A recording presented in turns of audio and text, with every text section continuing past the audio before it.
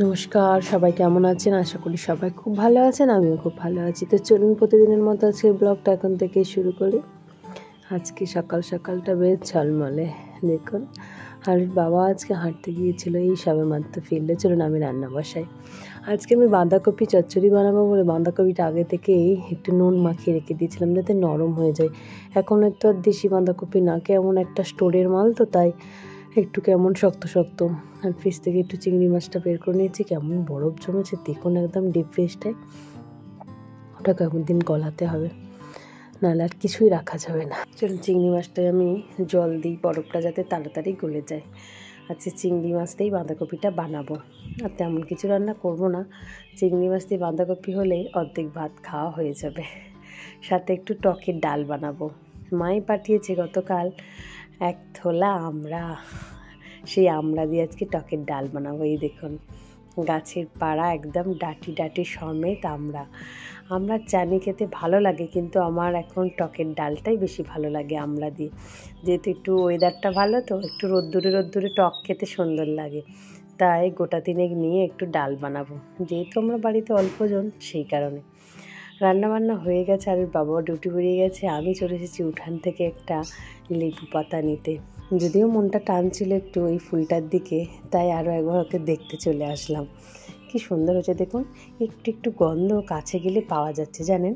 আজকে দেখলাম যে আজকে আমি একটু এই যে লেবু পাতা দিয়ে আচার বানাবো, মানে তেঁতুল বানাবো। সেই ছোটোবেলায় খেতাম, জানেন, দুপুরটি হবে আর এরকম তেঁতুলের একটা মানে তাল করে নিয়ে একটু করে করে নখ দিয়ে কেটে খেতে খেতে বাইরে বেরিয়ে যেতাম। সেরকমই আজকে বানাবো। মা গতকাল এই ঘরোয়া কালো তেঁতুলটা পাঠিয়েছে, আর এর মধ্যে একটু বিট নুন, লেবু পাতা, সর্ষের তেল আর একটু সামান্য গুঁড়ো লঙ্কা দেবো। দিটা ভালো করে মাখবো। তবে এরকমভাবেই মেখে যদি বেগুনের ভিতরে বা টমেটোর ভিতরে দেওয়া যেত, সেটা সুন্দরভাবে একটা জোরে জোরে সিদ্ধ হয়ে যেত, জানেন। তখন এরকমভাবে করতাম, বেগুন টুসকি, টমেটো। তো এখন শুধুই খাবো, তাই জন্য এইভাবে সুন্দর করে মাখিয়েছি।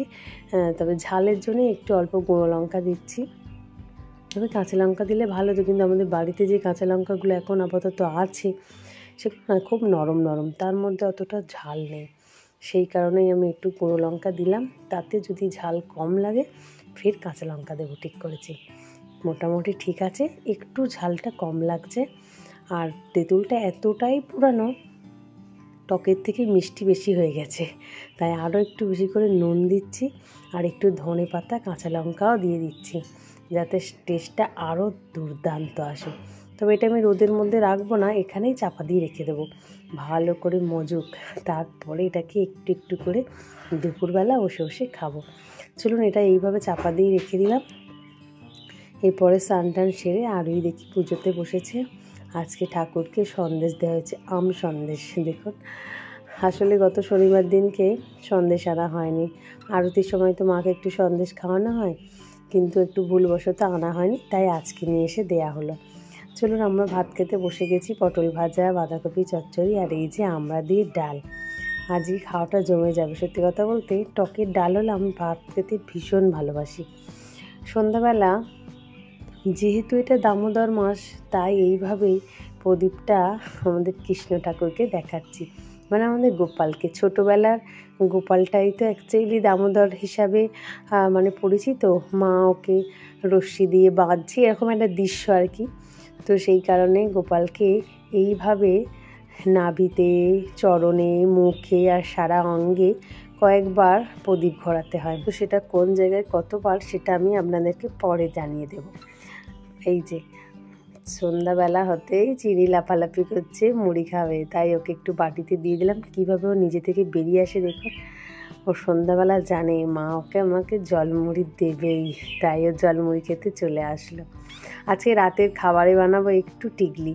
এই দেখুন, তার জন্য সিদ্ধ চাল আর আলো চাল একটু পাইল করে ভিজিয়ে রেখেছিলাম। এটা কী ডাল বুঝতে পারছেন? এটা হচ্ছে একটু বিউলির ডাল ভিজিয়ে রেখেছি। এটা একসাথেই আমি ফাটবো, মানে এটাতে বাটবো আর কি মিক্সিতে। তারপর এটাকে সুন্দর করে নুন দিয়ে ফেটে নিয়ে তারপরে বানাবো।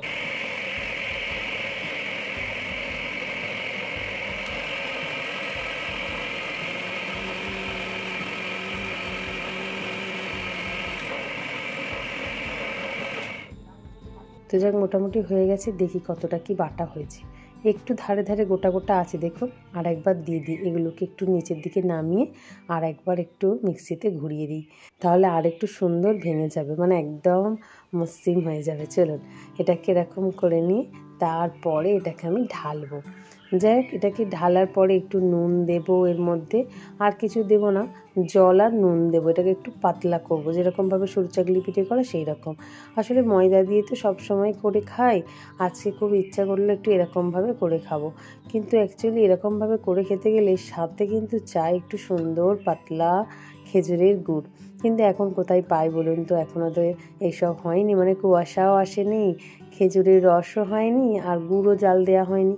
তো সেই কারণে আজকে আর ওর বাবাকে ফোন করলাম এটা কি দিয়ে খাওয়া যায়, আর ওর বাবাই বুদ্ধিটা দিল যে গরম গরম রসগোল্লা নিয়ে আসবো, আর সেই রস দিয়ে এটাকে খাওয়া হবে। তো যাই হোক, চলুন আপাতত এটাকে করি। এটা কিন্তু গরম গরম শুধু যখন খাবো তখনই প্রায় শেষ করে ফেলবো, তাও এটাকে রেখে দিতে হবে রাতের খাবার জন্য। আসলে যেহেতু এতে বিউলির ডালটা আছে, তাই এত সুন্দর গন্ধ উঠবে গরম গরম এটাকে বানালে, মানে কি বলবো, তখনই আর লোভ সামলানো যাবে না। তবে আরোই বই পড়তে পড়তে উঠেছে, ও বলছে মা গোটা কয়েক আপাতত এখন সন্ধ্যাবেলা বানাও, তারপর রাতের চিন্তা পরে হবে। তো তাই ওর কথা শুনে আমি তার দেরি না করে কড়া জ্বালিয়ে দিলাম। এই যে দেখুন, একটু এরকমভাবে বানাচ্ছি, হয়তো খুব একটা হাঁড়ির মতো পাতলা করতে পারবো না, কিন্তু সুন্দর হয়েওছে। তবে এটা এবার ওঠার একটা ব্যাপার আছে, ময়দা আর জল টিকলে কিন্তু চট করে প্রথমটা সুন্দর ওঠে না। এটা এবার কেমন ওঠে, যেহেতু এটা চালে ডালে তো হয়তো আরেকটু পাতলা করলে আর একটু সুন্দর হতো।